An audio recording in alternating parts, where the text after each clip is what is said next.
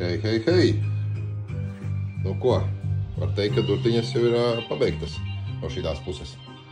Vēl vajadzēs krāsot sieniņu, protams, viestiņus, bet tieši durtiņas ir it kā jau visā visumā ir no šitās pusītes pabeigts. No tās pusītes nerādīšu, tāpēc, ka tur vēl nav pabeigts, tur krāsosies siena un jāliek līkstītes, bet šitā pusīte var teikt, ka ir pabeigta. No šeit, kad nokrāsojās, tā ailīte ar melnu krāsiņu 4 reizes krāsoju, tāpēc, ka bija diezgan pasliktā tā krāsiņa.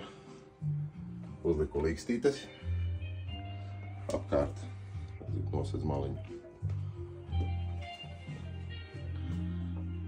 Tā smuki šeit visas nesmukās vietas nosedzu. Nu, šeit būs sieniņa jākrāso, protams, bet uzliku arī grīdu līkstītes. Un šeit arī grīdu līkstītes. Te veco līkstīti uzliku apakšā, lai nosedz nesmukumu un caurumiņu. Un kaut kā šitā. Nav nekāda vaina. Hei, lai laba dieniņa jums. Līdz nākošajiem video.